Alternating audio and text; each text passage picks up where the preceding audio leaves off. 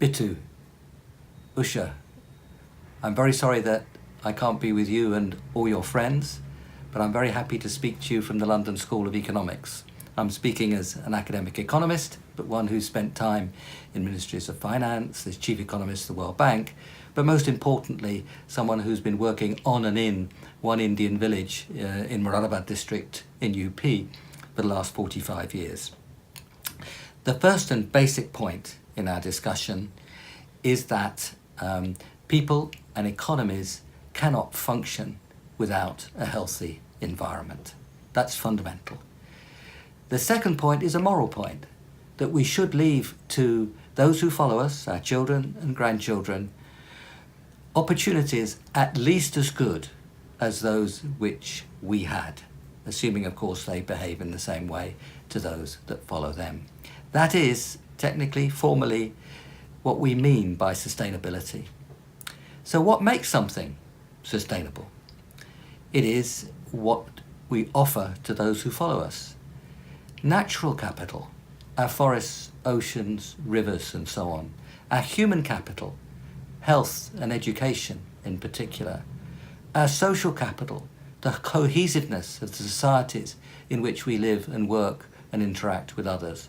And of course the physical capital that we're familiar with in terms of infrastructure of roads and energy systems and water and so on. Those are the four sorts of capital that determine the opportunities that the next generation have. Once we look at it that way, it's surely crystal clear that we should not invest in physical capital in ways which damage the natural capital by destroying forests or poisoning our water supplies. We shouldn't invest in ways that destroy or damage our human capital. Air pollution, for example, which takes years off people's lives and makes them function so much less well and indeed can kill them. We should not invest in ways that divide our societies and make them much less coherent, much worse places to live, and indeed make them much less productive. So once we look at it in this way, recognize the relationships between the very positive relationships, if we do it well, between the economy and the environment. Recognize morally the importance of sustainability. Recognize what drives sustainability in terms of natural, human, social and physical capital. We become very clear that we have to invest and grow in ways that make the economy and the environment work together. We can do it, we know how to do it, we've learned so much in the last years, and then once we see it this way, we see that moving towards sustainable growth is the growth story of the 21st century. We've looked at the growth stories of the 19th and 20th century, and they do very serious damage, and they ultimately choke themselves off. So what we're talking about is the growth story of the 21st century, and it is enormously attractive, so we should just get on with it. Thank you very much. It's a strange thing. We're mostly known as wildlife people, but our board, which actually gives us direction, we don't have wildlifers on our board. We have gentlemen like Nick Stern, we have people like Mrs. Usha Thorat, we have people like Paul Abraham, who is the COO of Indusint. We have people who know how things work and how to move things.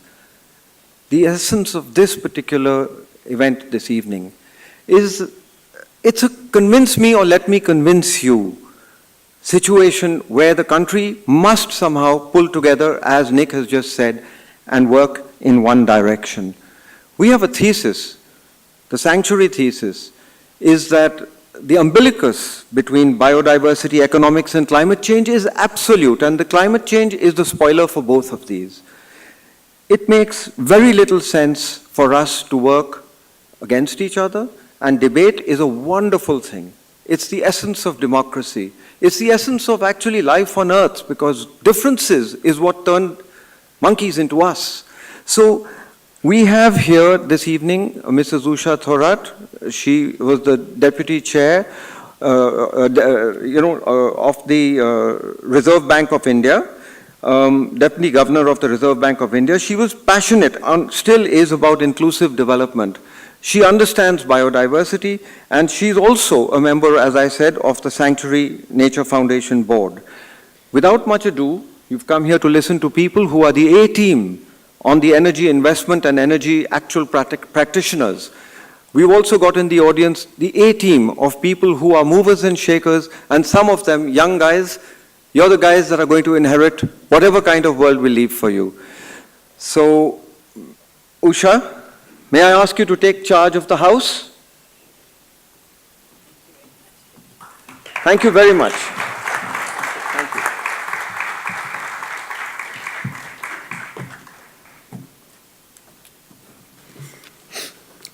Well, good evening, ladies and gentlemen, although one can't see anybody from here where I am. Little louder? Yeah. So today we are going to have a fascinating evening. The essence of the proposition is, of course, given right there.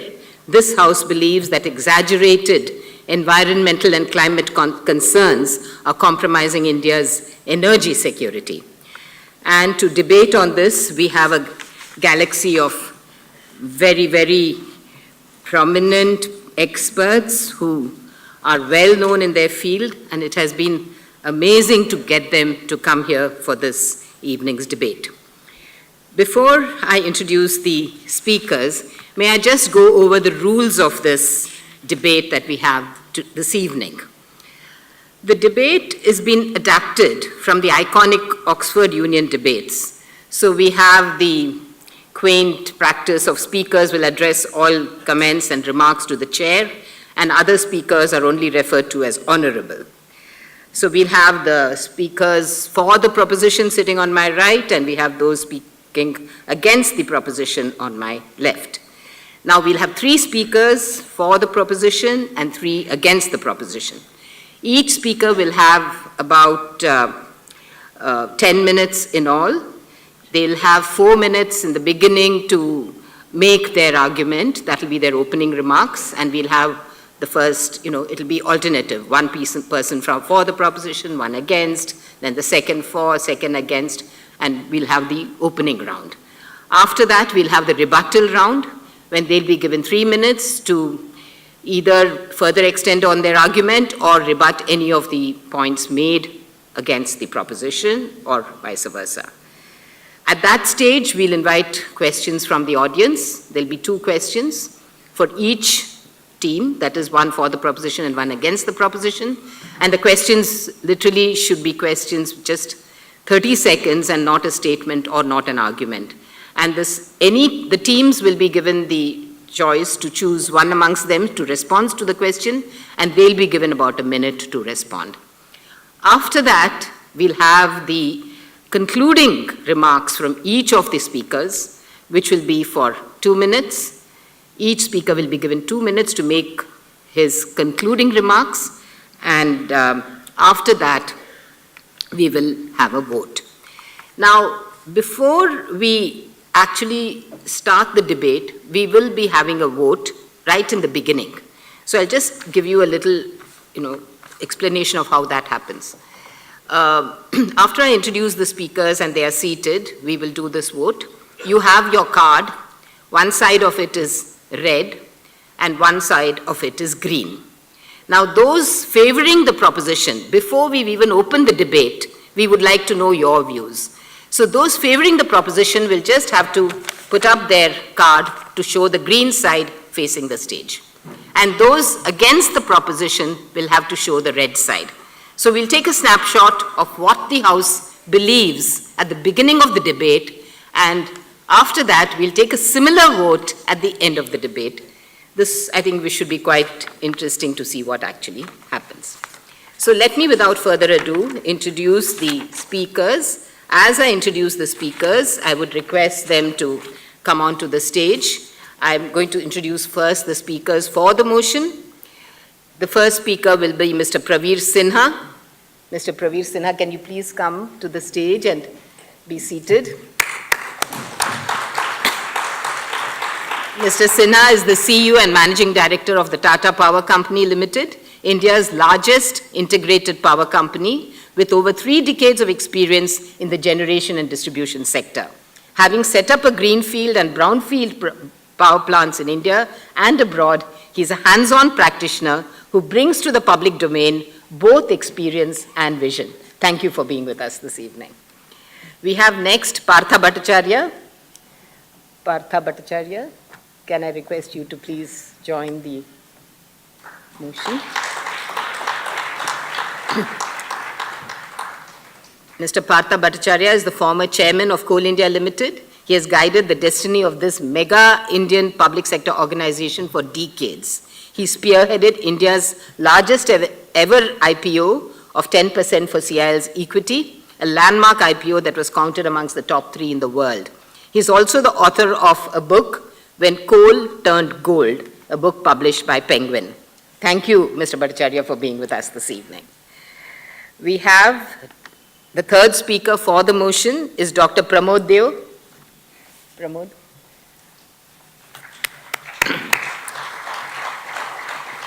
Pramod was the former chairman of India's Central Electricity Regulatory Commission, and he was an electricity regulator for over 11 years. With 35 years of experience in the energy sector under his belt, he's one of India's leading energy experts and is eminently qualified to speak on the subject of energy security. Now, to turn to the speakers against the motion, let me first call upon Dr. Surya Sethi.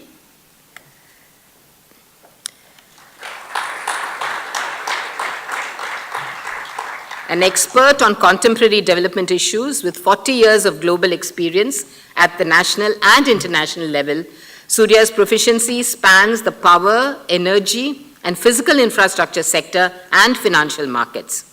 He has been India's principal advisor, power and energy, and core climate negotiator, and he wrote the Integrated Energy Policy and India's National Action Plan on Climate Change, 2008. Thank you so much, Dr. Sethi, for being with us this evening. The second speaker against the motion is Tim Buckley. Welcome, Tim Buckley. Tim Buckley is the Director of Energy Finance Studies, South Asia, Australia, at the Institute of Energy Economics and Financial Analysis, Sydney. He has 30 years of experience in the financial markets across the globe and is an expert on financial analysis, energy efficiency, and renewables across China and India. And I understand he's a keen India observer currently. He evaluates stranded asset risks in Australia, and the key focus today, his focus is on the Indian electricity sector transformation. Thank you for being with us. We have the last speaker, the sixth speaker, who's the third speaker against the motion, Mr. Nitin Desai. He was the former Secretary and Chief Economic Advisor for India's Finance Ministry. He also worked for the Brundtland Commission, was in the United Nations, and he helped organize the iconic Rio Earth Summit in 1992. His expertise lies in the domain of economic research, sustainable development, climate risks, and energy security studies. By my introductions, you must have realized that today we really have a galaxy of very eminent speakers who are perfectly placed to debate on this subject. The rules are already known to them, and we would have to keep a very tight watch on the time, and don't know where that bell has gone, so I would request the organizers to give it to me.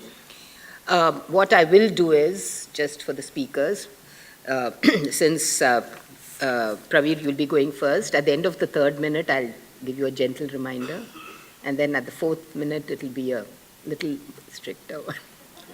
So, you will speak from this podium, this side, and the members of the opposition will speak from this side. Thank you.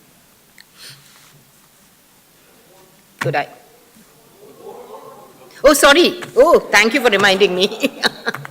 So we need the lights on the audience then.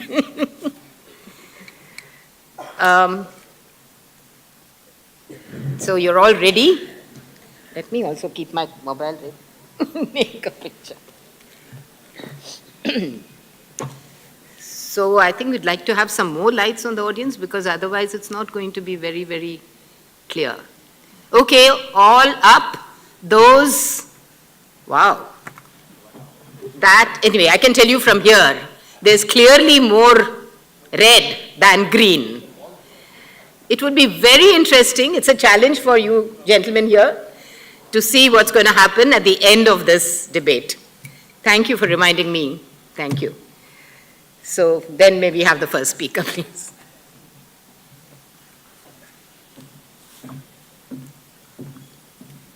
Thank you, Chair, honorable members, ladies and gentlemen.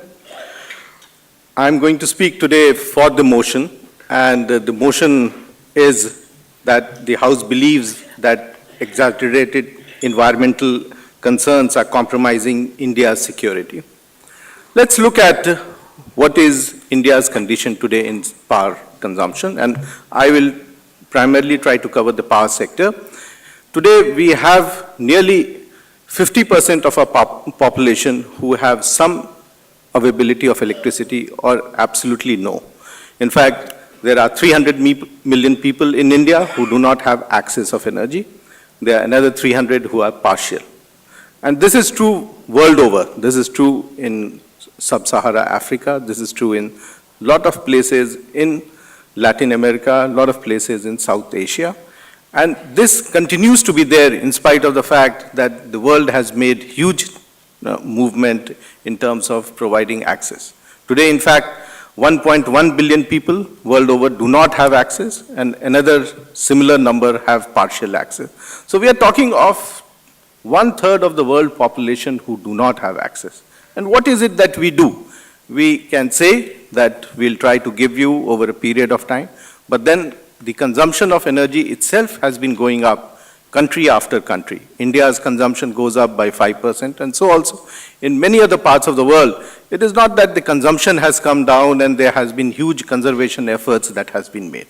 In fact, when we look at the capacity additions which have taken place, and most of the capacity additions in last many years have taken place in coal. In fact, one would be surprised to see that the type of capacity addition that has taken place in last 18 years from 2000 to 2018 has been much more than the capacity additions that took place in the previous 50 years. In fact, that has been true for India also. In fact, India added capacity which is more than double of what was added in the previous 50 years. And this has primarily been through the coal-based. And this is the reason that today when we talk, we say that the country has enough capacity of energy, there's no shortage, notwithstanding the fact that there are certain areas which do not have access of energy, and we need to reach out to them because of certain changes that are required in terms of transmission and distribution. But having said that, what is important is that when we look at the statistics, it's actually mind-boggling. We see that something like 2,000 gigawatts, that is 20 lakh megawatt of capacity additions have taken place in last 18 years.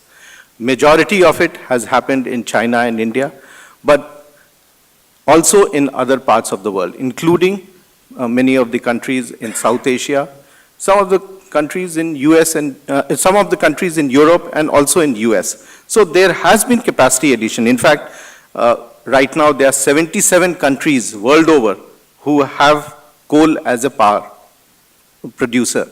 And this has increased over last 18 years from 65. So what we see is that more and more countries are still going for coal. And that is because you need to have universal access of energy. It is not that it is a fashion statement that one will say that you provide electricity. It is a necessity today, whether we want it in villages, we want it in cities, we want it in urban areas. And this is very, very important when we look at how do we take care of all the aspects. When we look at the global requirement of energy, it is not going to be that one area is able to meet the total requirement. It is very important that we look at a balanced growth. And the balanced growth will only happen if we have all types of energy. If we have, apart from renewable, also huge amount of coal plants which will continue to get added in large numbers in different countries. As we are growing in India, we find that for India, it is not a choice where we say that we will only use one type of energy and will not use the conventional energy, which is primarily coal, and which continues to cater to a large section of the population. But we need to see that how do we use coal, but use it in an environment-friendly manner. And I think that's where the aspect of taking care of environment and ensuring sustainable growth takes place. But we cannot close these power plants and say that coal is a sunset industry and we will not have them in future. Thank you very much. So now may I call upon the first speaker against the motion, Mr. Surya Sethi.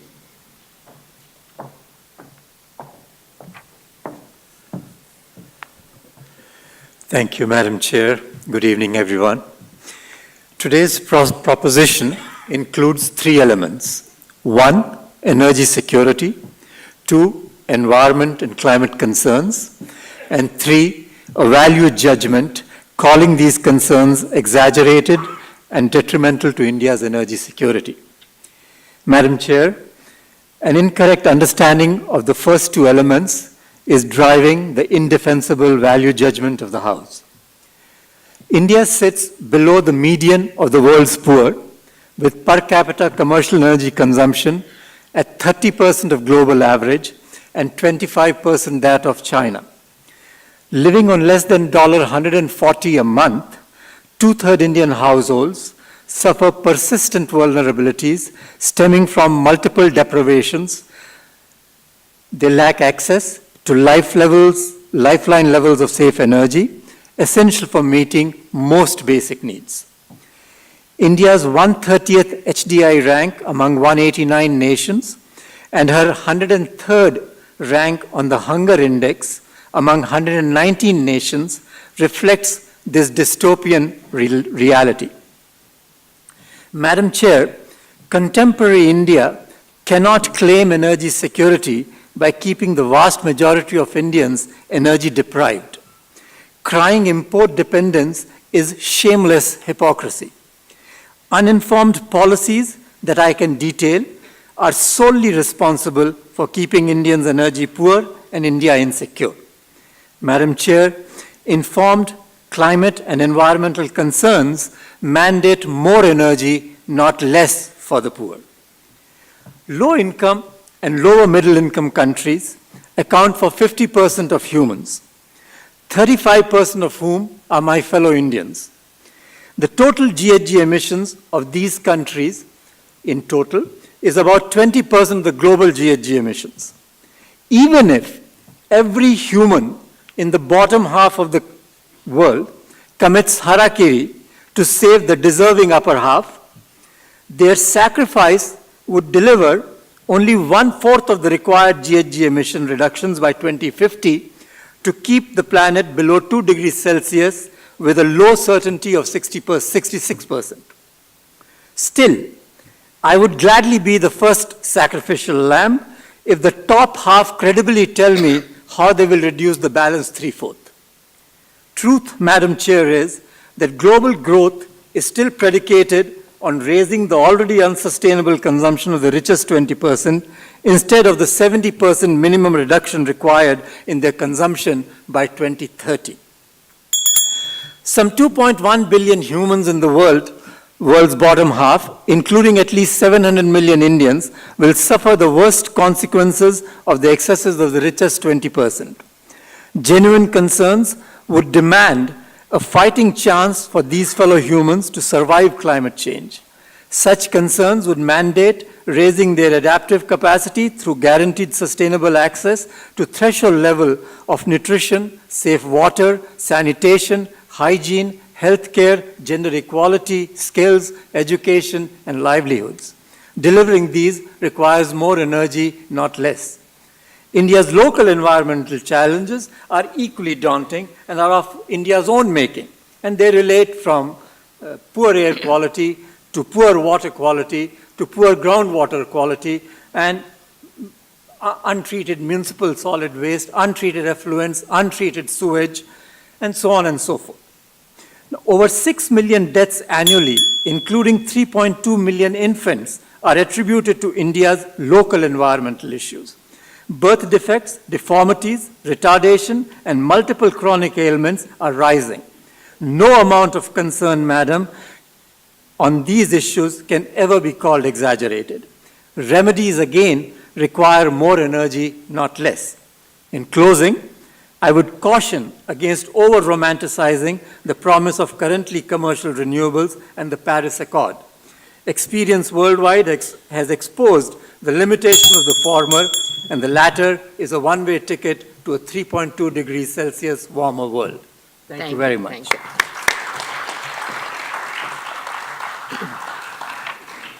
you. May I call upon the second speaker for the motion, Mr. Partha Bhattacharya, to please come and make his argument.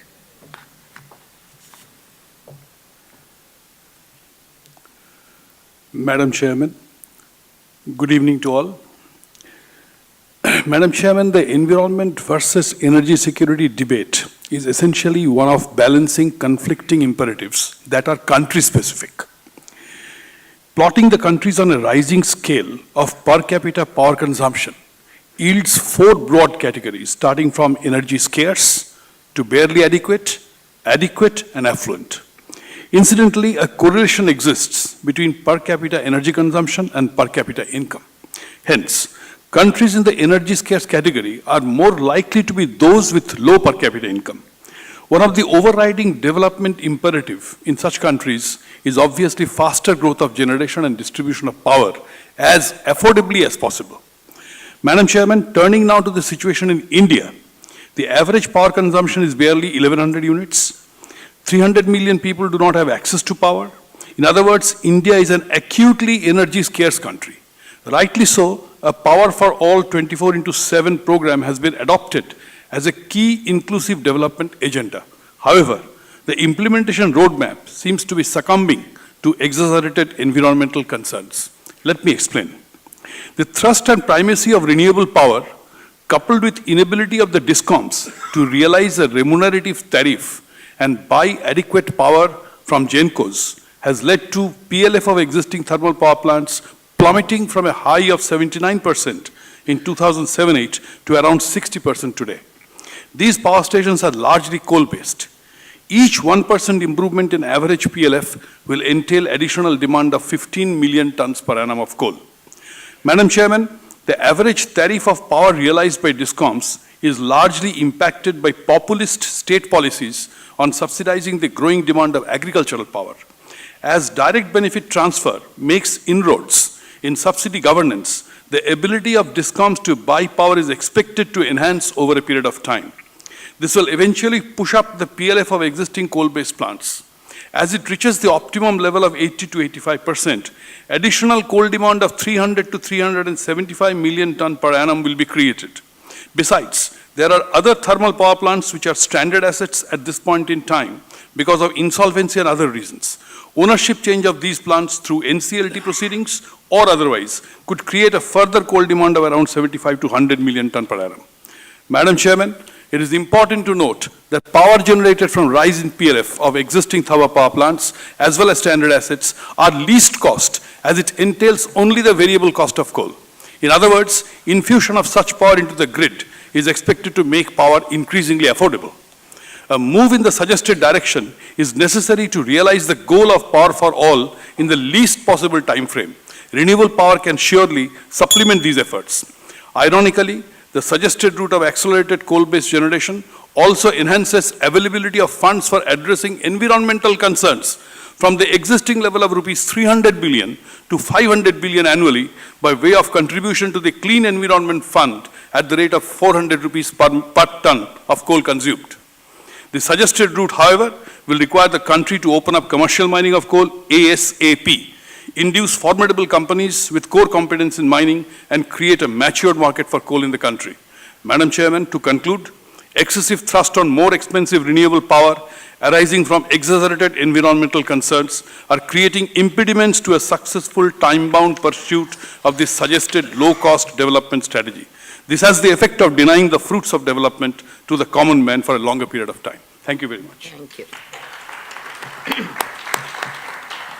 Tim Buckley.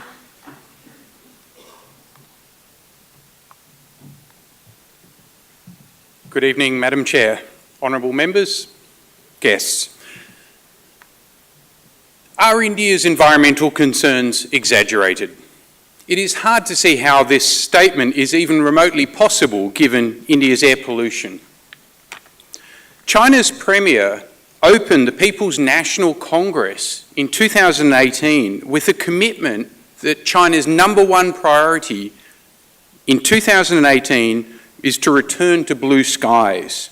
Do the children of India deserve anything less? Yesterday, I met with Dr. Arvind Kumar, a leading Delhi lung transplant surgeon. He talked passionately about his work for the last 30 years in Delhi on lung cancer rates.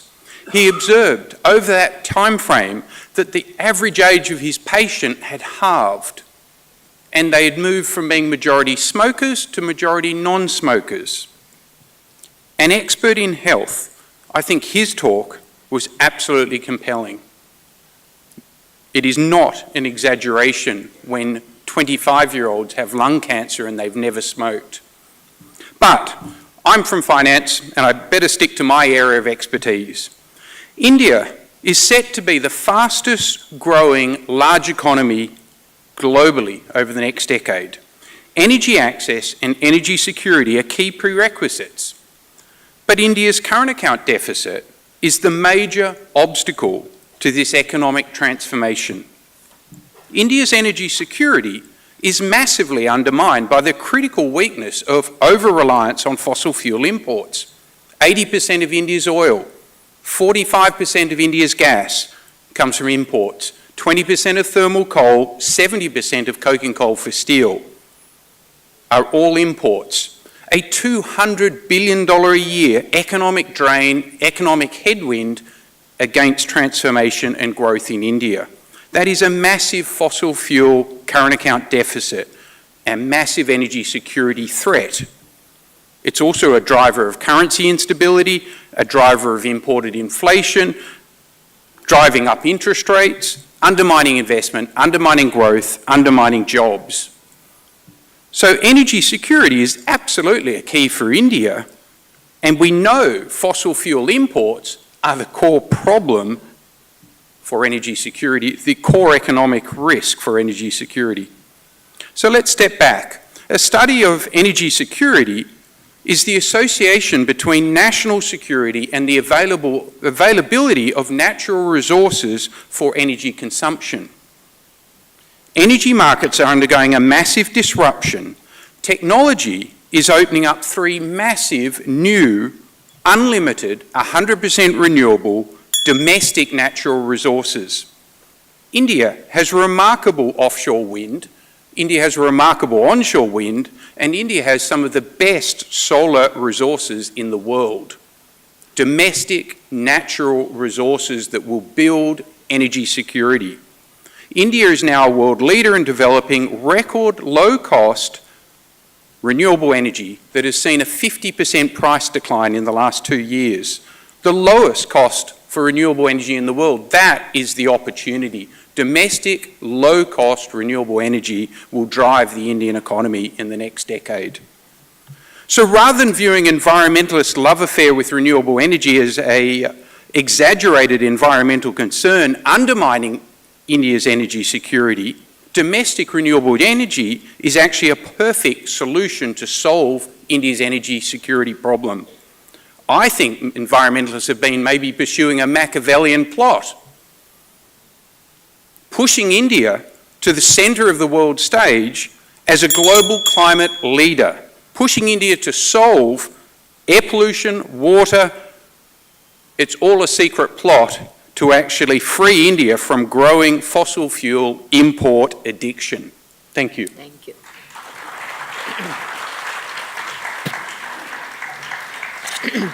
Now, may I call upon Pramod as the last speaker for the motion. Honorable Madam Chairperson, honorable members, ladies and gentlemen, it's really odd that I set up Maharashtra Energy Development Agency in '86 to promote renewable energy, should be speaking for the motion. And also, as a regulator for 11 years, I've been promoting renewable energy, and one can see the success of it. Now, my real quarrel is, there are two parts. One is the environment, another is the climate.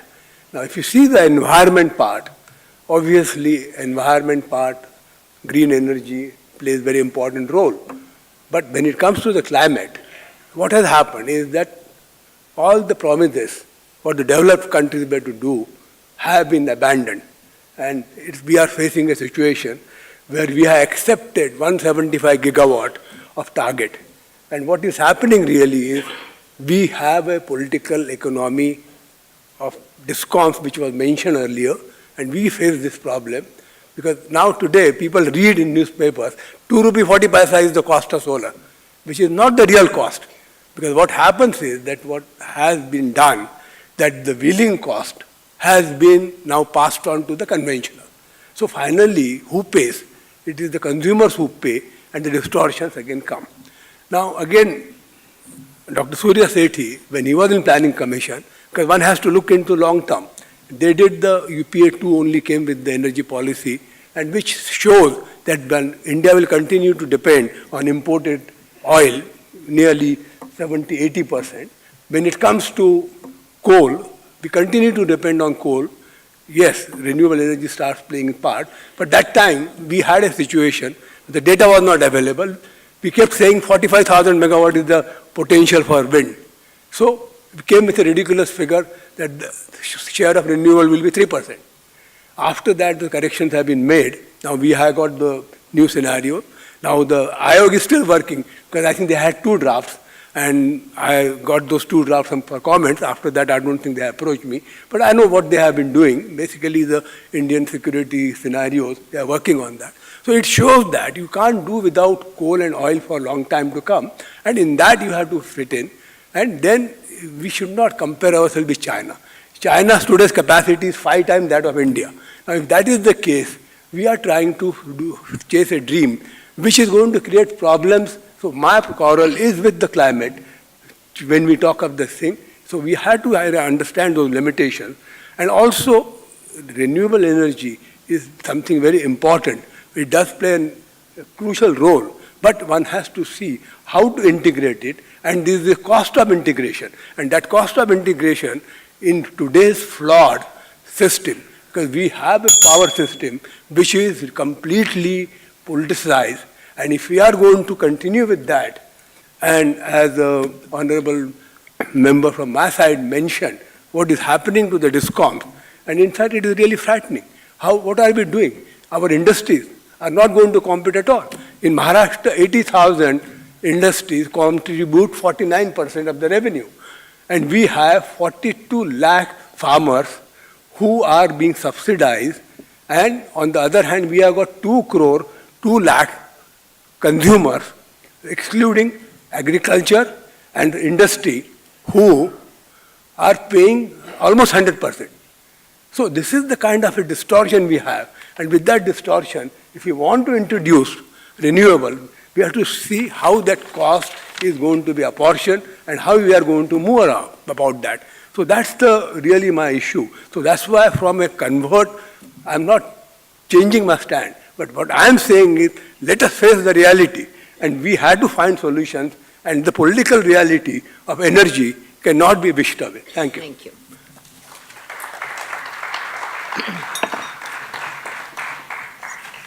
Nitin, my friend, have the last word. Thank you, Madam. Madam Chairperson, the honorable speakers for the motion have given us a very fine defense of the past. But our concern is not the past. What we are concerned with is what are things going to look like in the future. That's what we should be focusing attention on.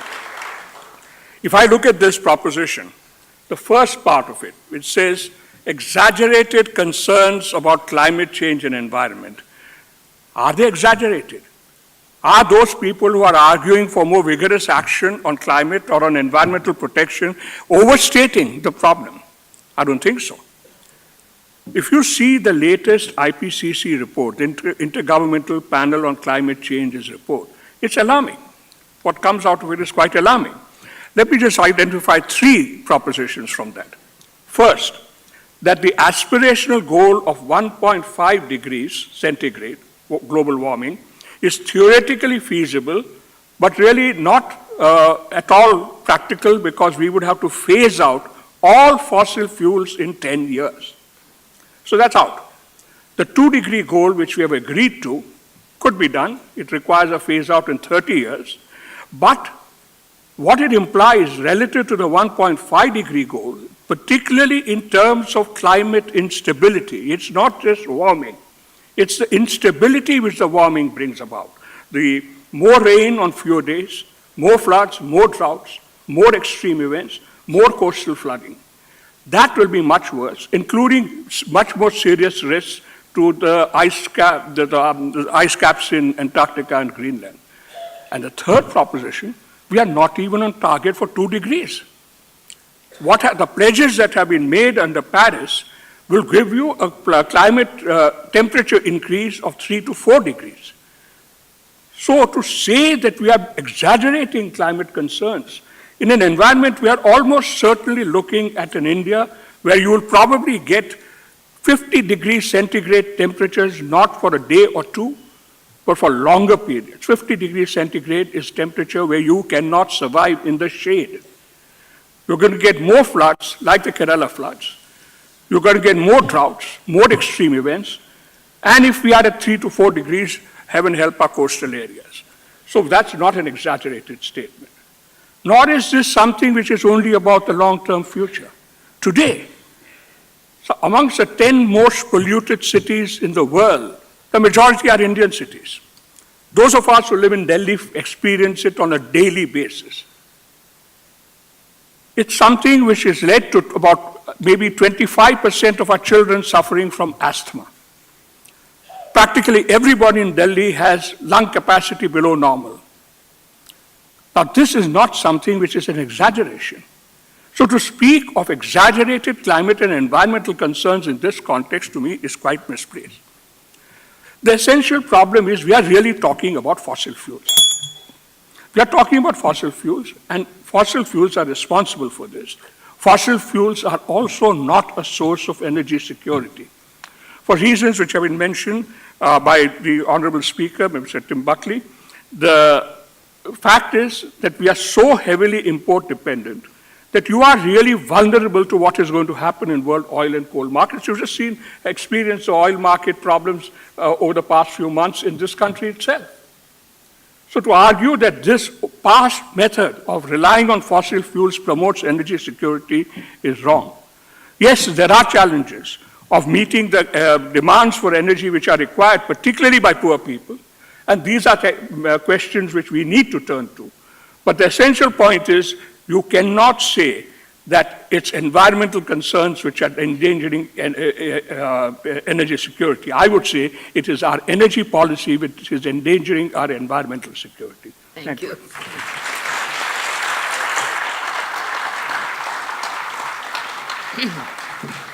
So we've had a very good first round. All the arguments are there. Now we start with the rebuttal round. And may I call upon Pravir? So you must be all armed and strengthened. Will you come now for the rebuttal round? 3 minutes is the time. Thank you, Chair. The honorable speakers from the other side mentioned about Delhi. And the mention was that there is a lot of air pollution. Delhi, incidentally, has only one coal-based plant, and that also has been closed for last 3 years. During winter months, it has not been operating. So it is not that today the pollution in Delhi is because of the coal-based plants. The energy security that was talked about was for a certain reason that the location of the plant was there. It has been closed, and gas-based plants and other plants, renewable plants are there.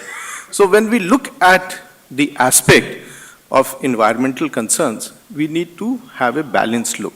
We cannot put all the eggs in one basket and say that because of this reason, all the challenges. There are reasons because people are using more vehicles. Delhi has 1 crore vehicles, out of which 65 lakhs are scooters, two-wheelers and motorcycles. And it is some total of vehicles that is there in Mumbai and Kolkata. So that's the challenge that we have. It has huge amount of construction. So when we are looking at the environment part of it, one has to look at it in a little balanced way. We also heard our honorable speakers mentioning about that we have to look about the future. Energy today is a fundamental right, like air and water. Can today someone live without energy? And energy security today, most of the people do not understand because we do not know what it is to live without. I had the fortune of working in many of the villages in India, in Bihar, in Jharkhand, in Odisha. There are villages after villages where there is no electricity.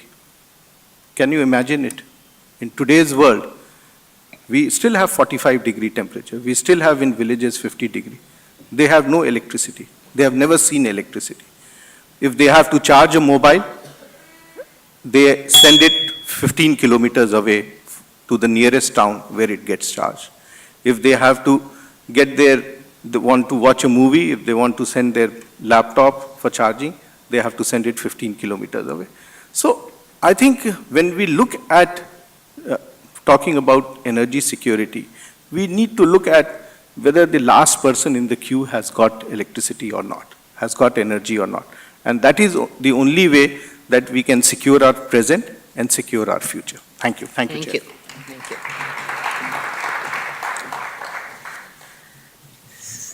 Surya Sethi.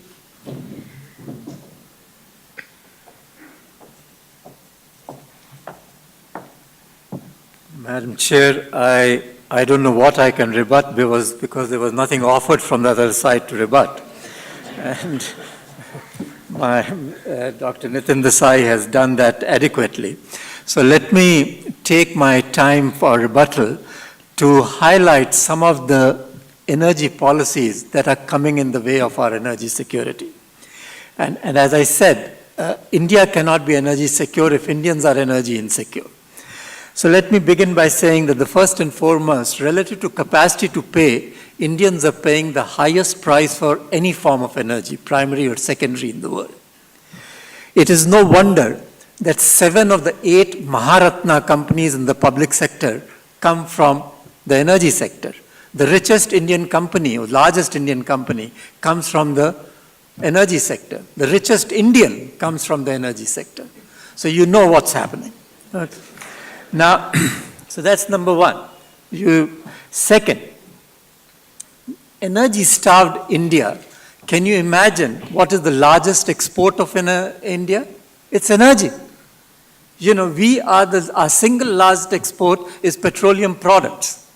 And while we tax and charge an arm and leg to our own people, we are actually subsidizing exports of petroleum products from India because we incentivize creating surplus refinery capacity in this country so that we can export petroleum products, even though we are importing 80% of the crude requirements. So just another example of our, convoluted policies. Third, that I can say, the government is not far behind this carpetbagging approach of energy sector. 15% of the central revenue comes from taxation on petroleum products alone. And 20% revenue of the combined revenue of all the states, again, comes from taxes on petroleum products.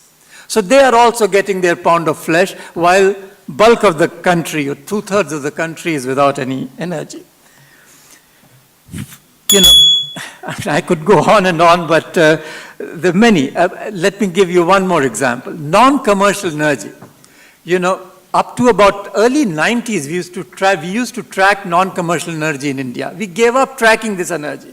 And I guarantee you, non-commercial energy, if we include draft power that we are using, human and animal draft power, is the single largest source of energy India uses. And today the government does not track it. They stopped tracking it in 95. Now, you know, let me stop there and tell you that these are the kind of policies which are making India energy insecure, and these are the kind of policies, it has nothing to do with imports, it has nothing to do with anything else. And this is all to do with the political economy of the energy sector, which was my first point on the policy itself. Thank you very much. Thank you.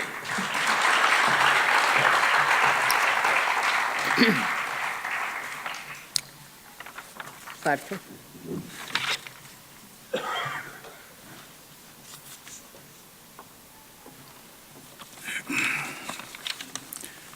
Madam Chair, when I sort of look at the small notes that I've taken of the speakers on the both sides, I find a great congruence. All the 6 speakers are talking in favor of energy security. At least energy security is not a point of debate. That energy security is important, is required. There is no debate on that. The question is whether exaggerated environmental concerns is impacting energy security. Now, we are talking in the context of India only, because the motion says it is India's energy security which is getting impacted by exaggerated environmental concerns. So we should restrict it to that. I mean, global issues don't mean much because it is all country specific, as I said in my opening remarks. Now, the point that was made was that renewable should be used to phase out fossil fuels. This is not a practical situation in India today. Because today, yes, the renewable power tariff has come down very drastically, and thanks to the innovation and R&D that's going on in that space. But even then, it is today a little lesser than the cost of power from a fresh capacity that we can create on coal-based.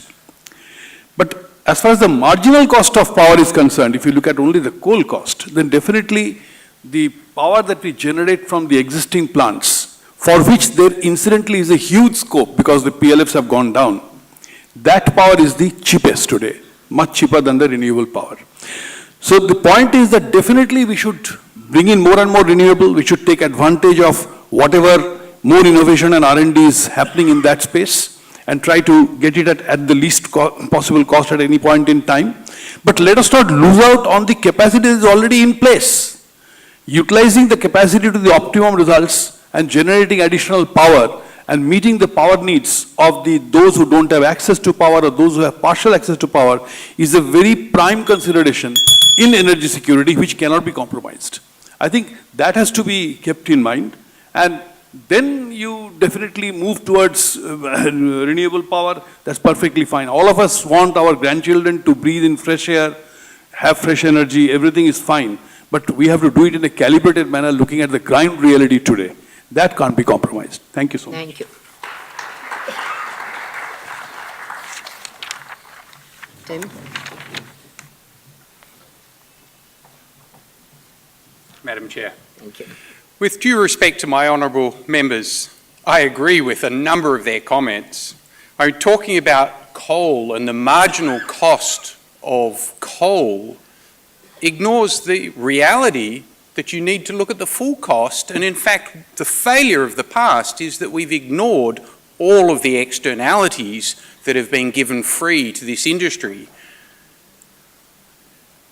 My learned colleagues have also talked about the collapse of the capacity utilisation to decade lows of the coal-fired power sector. Coal plants as a result are absolutely struggling with record low profitability as a result.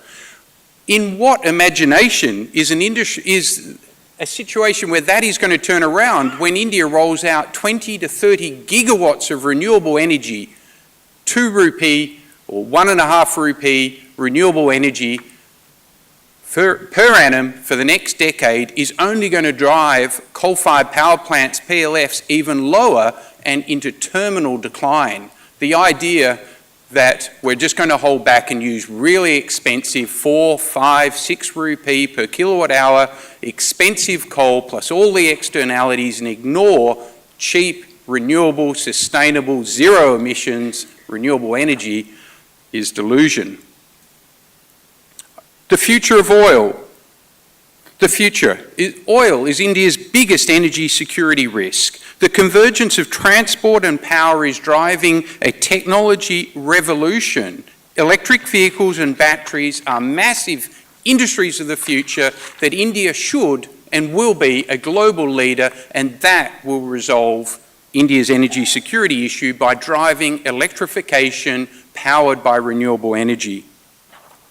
My honourable member from Tata Power knows full well that history, the path of history versus the path in the future, completely diverge. Tata in the last decade built 10 gigawatts of thermal power, but my learned colleague knows the direction for the next 10 years is all about renewables. And Tata Power is the leading example. They will be building 10 gigawatts of renewables and 0 gigawatts of coal. So I rest my case. Thank you.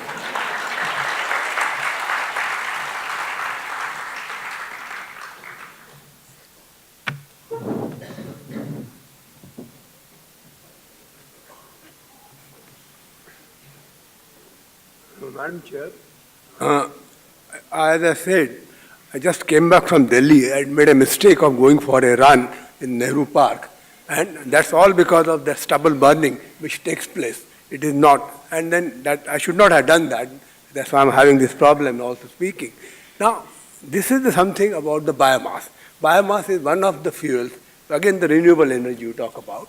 And my experience as a regulator, we had these biomass gasifier plants, various techniques and this. I'm not going into the details, but the simple thing is that you find that it becomes so difficult because as soon as you start collecting it, it becomes a tradable commodity. And once it becomes a tradable commodity, the prices go up. So then the whole economics changes. So what is the price at which you should buy? That was the thing. We had a technical committee, we could not find anything. So today the farmers say, what can we do? So again, I am giving you an example. Yes, we must integrate renewable energy, but there is a renewable energy integration part is not that simple. Because if you take out the solar you have daytime. What do? If you take the wind, if you take except for south where you get the winter rains, otherwise it comes at a particular time with the monsoon. So the result is you have to balance that. And that's why the role, and so anyway we have the capacity. So one is not saying, and already if you know that the environmental new norms which have come, and Supreme Court has given the deadline of December 2019, you know the additional cost is going to be 85 paisa per unit now. That has to be paid. Now that has to be finally done, and that is the good thing for the environment. So it has to be done. But the question is that again, who is going to pay? We again go back to the political economy of this entire game. No? So after all the policy making, we have to consider that. It's just not that the possible thing that we can say that, okay, we'll rely entirely on a renewable. Now what has happened is that we have reading, and if you look at it, how much more capacity has been added in solar and wind. So wind already we are nearly 60 megawatt, solar we are now 40, 45. But if you say in the energy term, do you know what is the percentage? It is just 7%, reaching 8%.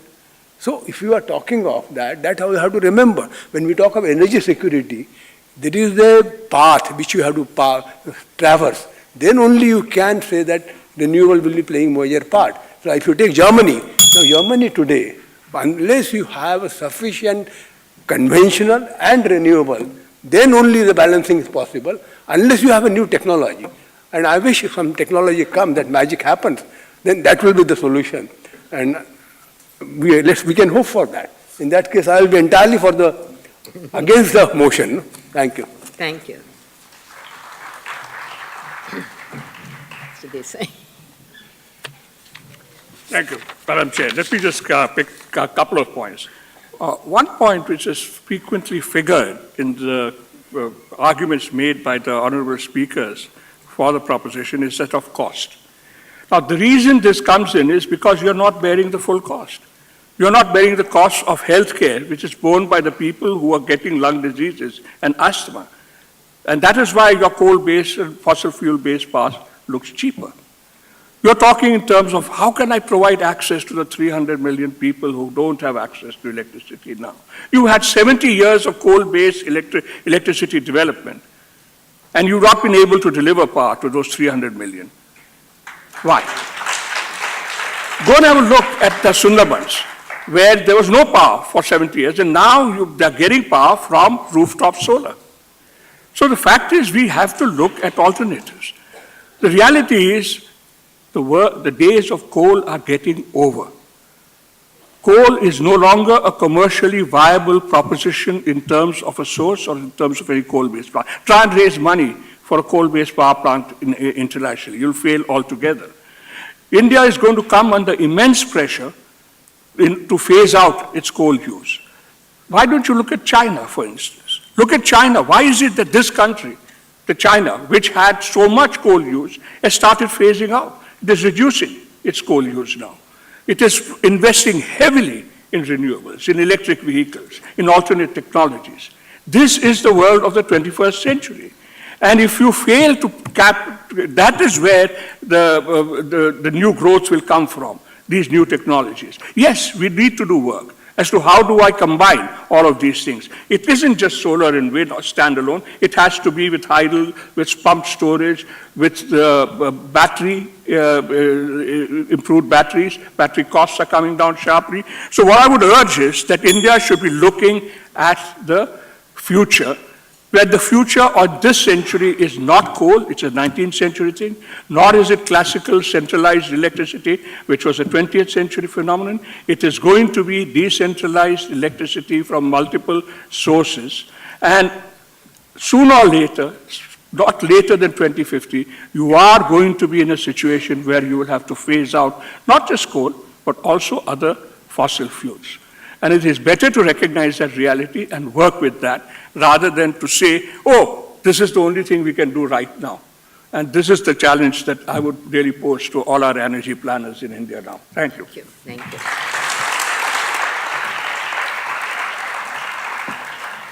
So the rebuttal round, I think at the end of it, there is a certain sense of the issues which are quite complex. And I'm sure this is the time we open it to the audience. And as I had indicated earlier, we'll take 2 questions addressed to the supporters of the motion and 2 questions addressed to the opposers of today's motion. So could we have the first question? Yeah. Yeah, this is to Can you introduce yourself? Oh, hi, this is Neelkant Mishra. I work for Credit Suisse. The question has 2 parts. The first is that even if you get, and we did a projection recently, even if you get 650 gigawatts of wind and solar by 2040, it will produce 4% of India's total energy needs. If India has to keep growing at 7%, our energy demand will keep growing at 4.5%, and our energy need will reach 2,420 million tons of oil equivalent. Even 650 gigawatts, which is nearly 10 times our current capacity, will give us only 4% of that. Solar and wind cannot solve our problems in the near term. How would you address that? Second, only one question. Oh, sorry. Thank you. Would you take that?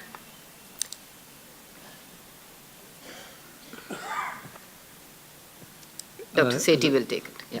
Let me surprise you by saying that I completely agree with you. Okay. Even if India were to meet the targets it has set for solar and wind and nuclear and all the other non-fossil sources, we would only meet 12% of our requirement if we are to become a middle-income country. My doubt is that India will never become a middle-income country, the rate at which we are going. Okay? The policy makers are so short-sighted that we will not make it to a middle-income country, to my understanding. When I wrote the integrated energy policy, we assumed that by 2030, we would be a middle-income country. I don't believe that any longer. Okay, so that's one.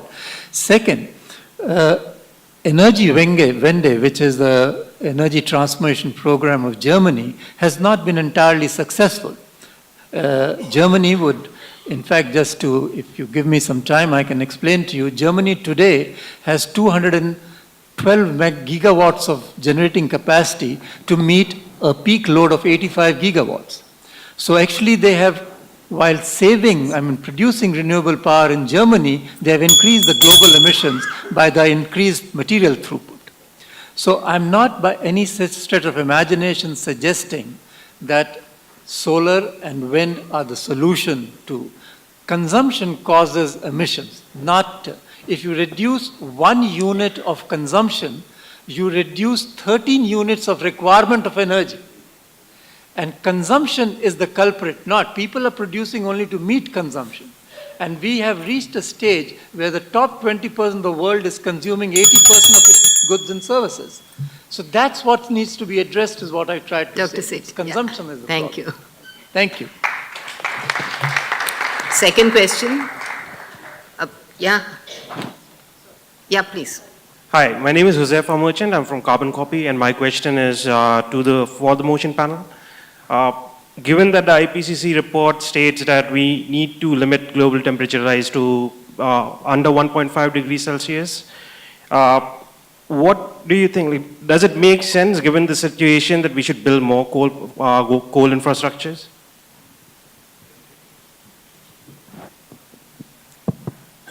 Well, based on the IPCC regulations, India has made certain commitments.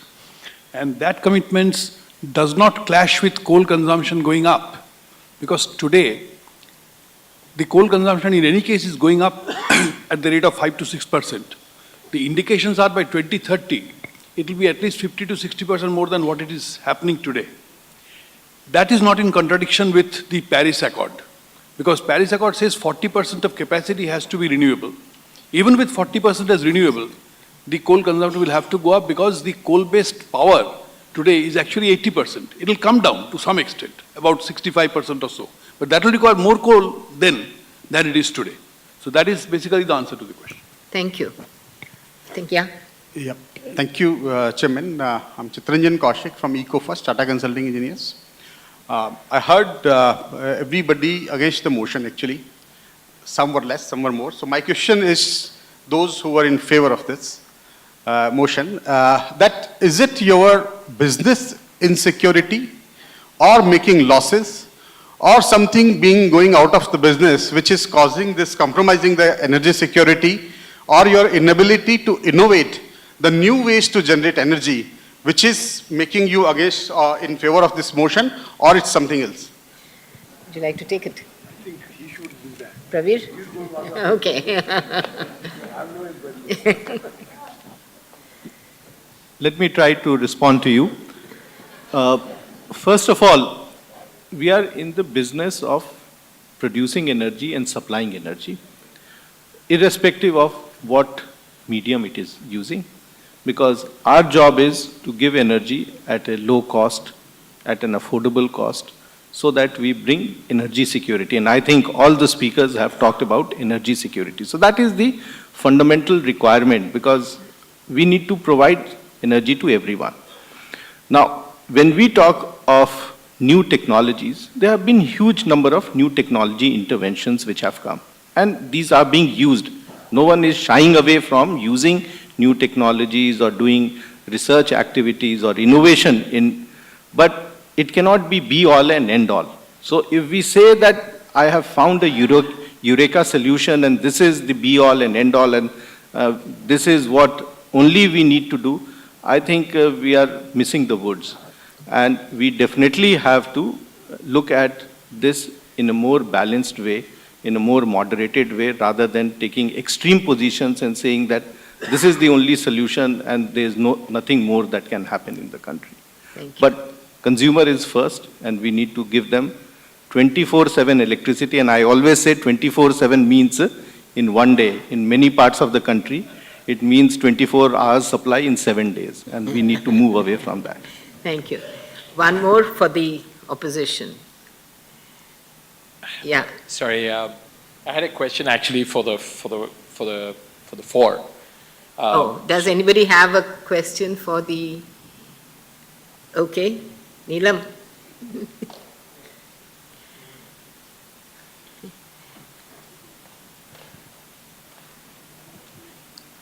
In critiquing the use of fossil fuels, have those who are opposed to the motion considered that the use of gas is growing globally and that it is among the least polluting of sources for energy? Yes, I think gas has been touted as a transitional fuel, and it will probably help us in the 2030 context. But if you are looking at a longer context, the reality is that the climate concerns that have now surfaced requires to phase everything out. Second, please remember that shale gas has some other very serious downsides on the environmental side. But they are fortunately all located in a country which we don't necessarily have to worry about too much, which is the United States. I think I'm going to exercise my privilege as a chair and allow that question Thank you, ma'am. to the proposition. Yeah, my question was for the proposition.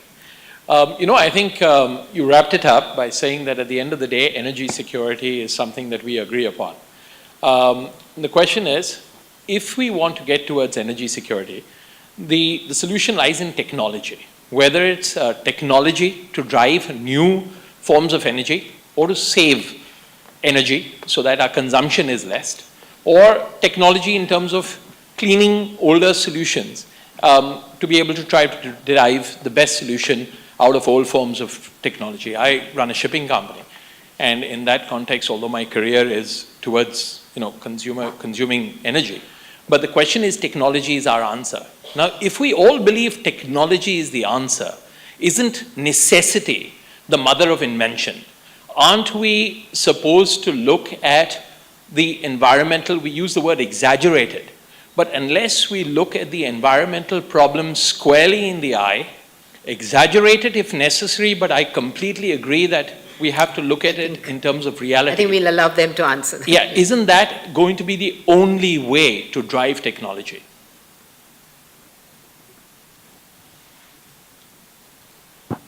See, basically innovation has to happen in every part. All the three sections that you said, innovation is required. In renewables, similarly in coal-based power, similarly in other forms of power. For example, if we can think of a biological method of extracting gas out of coal and use that. But that can all go on and should go on. There is no doubt about it. But the situation is in the immediate term or in the medium term, you have to depend increasingly more upon coal. That's the limited issue. So we'll now go on to the next round, which is the concluding remarks. Each speaker has 2 minutes to say what you want to say to conclude your argument. May I request Mr. Sinha?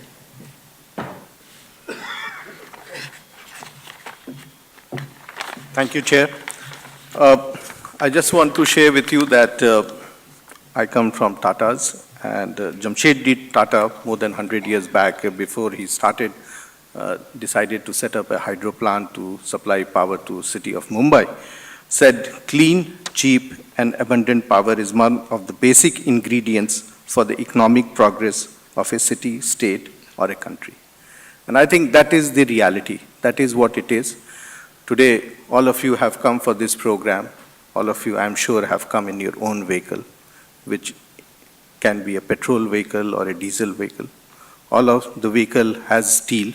The steel is produced in a steel plant, which uses energy and which uses coal for producing that energy, or maybe gas. But most of them would be coal-based.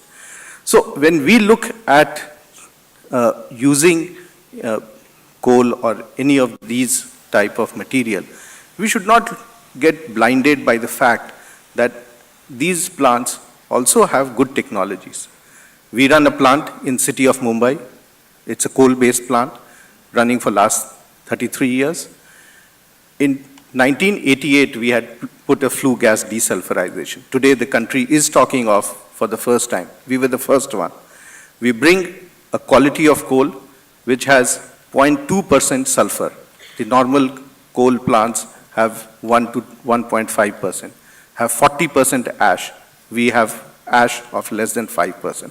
So I think there is enough technology, there is enough of knowledge, there is enough of innovation, and we need to keep on trying to it to see that how best technology can be used to ensure that there is energy security.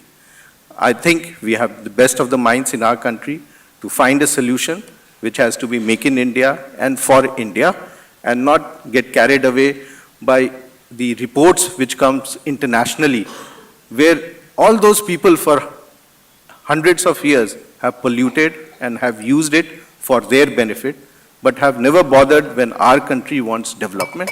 So I think it is time for us that we should get a place in the globe. We should have development. And the last person in this country standing in the queue should have energy security and should not be deprived of development which they genuinely should get.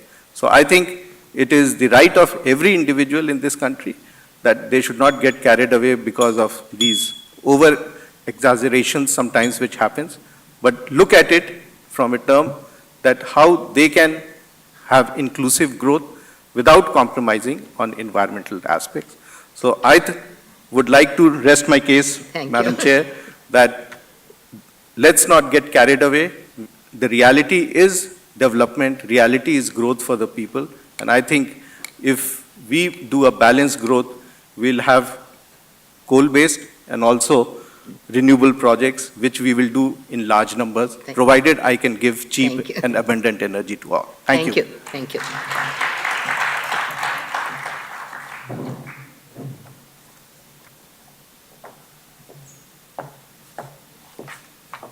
Thank you. Well, let me conclude by giving you some bad news. And the bad news is that we don't have a solution today. That's the reality. Okay? When we talk of these 2-degree bound and 1.5-degree bound, there's a probability attached to that. And the probability by which they are saying 2-degree is a 66% probability. If I was to raise that probability to a reasonable 95% reliability, we are well past the 2-degree bound, we are well past the 1.5-degree, obviously. We today, as Mother Earth, are on track for a 3 to 4 degrees Celsius minimum temperature rise. And we do not have the technologies. Wind and solar do not deliver the entire solution. Okay? As simple as that. The ultimate technology that people are talking of, which may deliver the solution, is the so-called circular technology, where the waste of one becomes the food for another, just like ecology. In ecology, that's what happens. That's when we reach the energy stage of that, we may have a solution. But until then, and I would like to repeat this again, until then, the only solution, we are looking at supply-sided solutions. The supply-sided solutions have a lock-in period. Today we are locked into fossil fuels and we cannot change that lock-in for the next 35 to 40 years, by which time it's too late already. Okay? So the only solution we are left with is to look at the consumption side of the equation. And I cannot emphasize this more.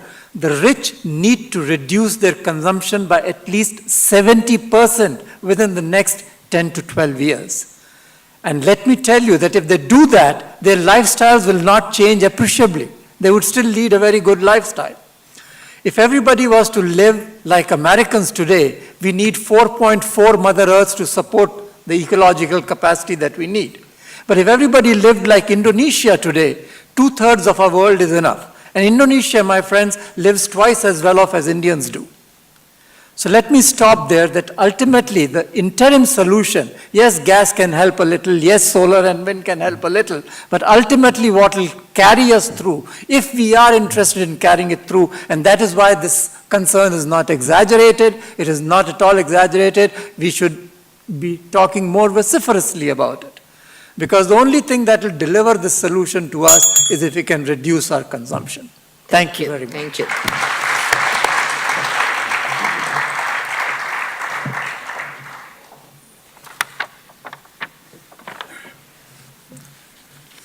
Madam Chair, I find again there is a sort of a consensus on a broad terms amongst all of us that at the end of the day renewable is the answer. There is no doubt about that. The question is when. The question is the path from now till that point. That's the issue that we are debating. The fact remains that coal has to continue, whether we like it, we don't like it may be black, it may be whatever, it may be dirty, but it has to continue because that is what is going to provide energy security in the near term, mid-term, and to some extent the long term. All projections indicate that coal will continue in the growth path, the total production, consumption, etc., definitely till 2030, possibly till 2040. The point of inflection when the coal requirement in this country will become lesser than previous year, that should happen not before 25 years from now. If we can, with exaggerated concerns or whatever it is, we can make it happen earlier, the better. But from now till that point in time, there has to be a growth. And that, if we try to make it sort of artificially strangulate that, I think it will affect basically the interests of the common man in the country. So I think I will leave the case at that. We have debated sufficiently. Thank you. Thank you. Tim.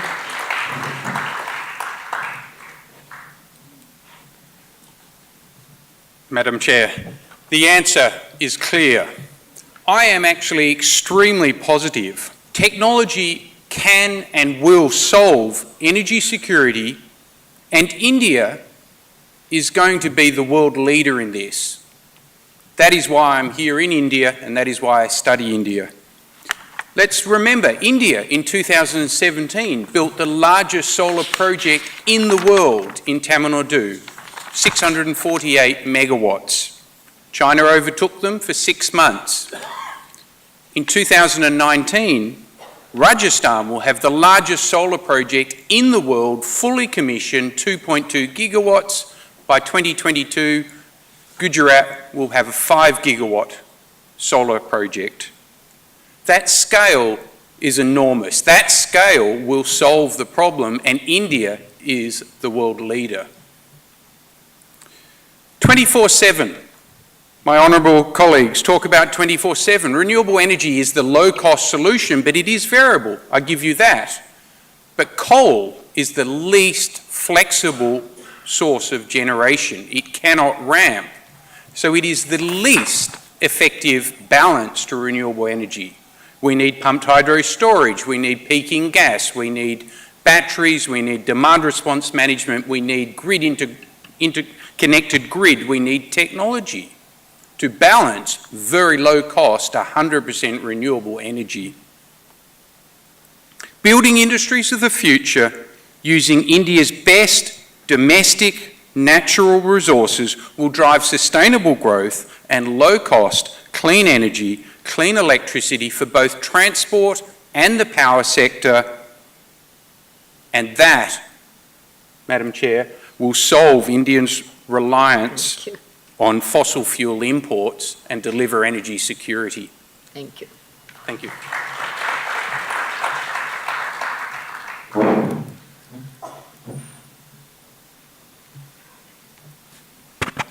Madam Chair, right in the beginning I said, when I'm talking of the environmental exaggerated, it is the local environment. There are three environments. One is the local, other is the regional, and other is the global. And my real issue is with the global, because it is not only India, a developing country, where per capita consumption is only 1100. And we are talking of, I entirely agree with Dr. Surya Sethi's point, that the energy efficiency, which is a part of any scenario we build, has to be there. But when we look at the thing, because I'm also chairing a committee where we have to give our plan, national plan, that IFAC is providing secretariat, and where we start looking at this existing conventional, like your solar, coal, in that case of coal, can we have a coal storage? In the sense carbon storage. But carbon storage, again, does it work out economical? So we look at those different things, those are the options. They have to be considered, no doubt. But my point remains is that we have to look at this thing. So we are now, when I talked about that 85 paisa going up the cost, it is really taking care of the local and also to some extent now the regional. Because all the time argument was that Indian coal has high ash content, doesn't have much sulfur. But now we had to go for desulfurization also. So that cost has to be added. It is being passed on to that. So that is the issue we have. But when it comes to global, I really don't see how we are going to move, because this is something not only India can do. It has to be done by the developing countries. If the USA and Russia, they are not going to join. Now Australia says we are not going to join. Then what are we talking about? So how do you really explain to Indian citizens that no, you shall make all the sacrifices, but what are the gains? Globally it's not going to change. So that is my real issue, is that I find that I have no solution to that. This is something global, and again we come to the global politics. It is not only the politics, as I was talking about, at the national level, but it is at the global level. Thank you. Thank you.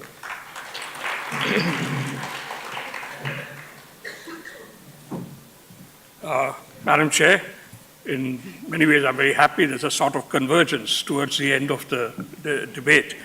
The main point is, yes, it is true that we really do not know what the solutions are for the long term, particularly if we are going to put in probabilities of 95% on 2 degrees, which is very difficult to see how, with today's methods and technologies, we can do it.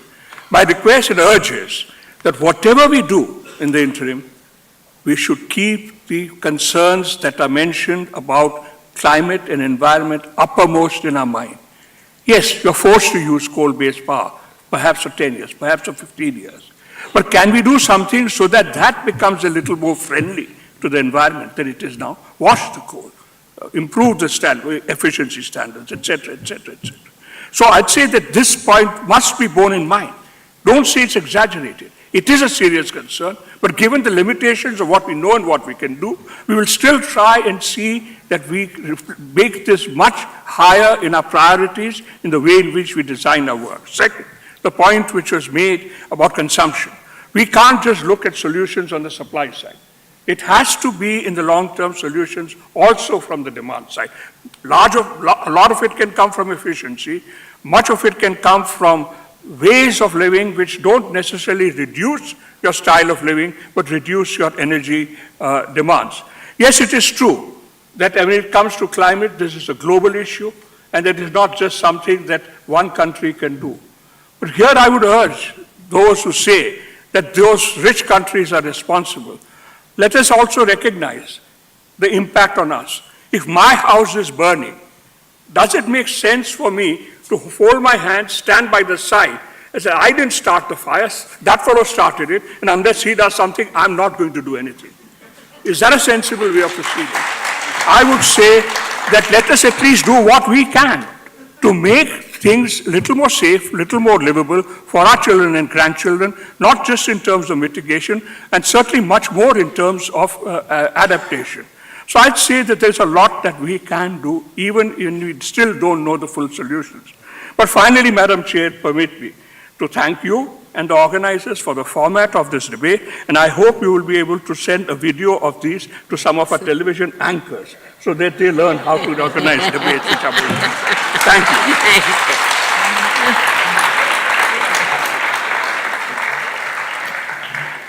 I think I'm quite impressed with the consensus, actually. The need for energy security, I don't think anybody has questioned. And the fact that India does need that energy for the development and for the improving the lives of living of the masses. And equally the point that the richer consume in India much more electricity and much more power than, almost the same as what their counterparts do elsewhere. Yes, everybody has agreed that non-fossil based supply is the need of the future. More efficiency existing is required. But can your non-fossil based supply really meet the requirements? And that is the question all of you have asked. Yes, demand side is very, very important. And here I think most of you, I think all of you agree that policy has played a critical role. So whether it's subsidies or taxes, or how are you going to change your entire pricing mechanism to be able to really provide incentives to see that the right kind of demand is really there and not encouraging the kind of demand. So I think it's been an amazing amount of, I would say, lessons one has drawn. Can technology solve this whole thing? It can, but maybe we can't see it. Right now, there are some people who, Dr. Sethi has been extremely pessimistic, and I think probably it's a reality that he is talking about, but that, I think, again brings us back to the fact that, got to keep this whole 1.5, 2%, 3% in mind all the time while we are taking decisions whether in the public sector, whether in the private sector, whether in the government sector. So I think it's been a great debate. I've thoroughly enjoyed it. Now for the vote. So let's have the lights on. Now I'm looking for the green. Okay. So I can literally count about 10 or 12 greens. It's universally, people definitely feel that have voted against the proposition, which means that no, exaggerated, it's not exaggerated concerns. Concerns are very real, and we need to keep those in mind while evolving policy, while practicing, while we do what we do. Thank you. Thank you very much.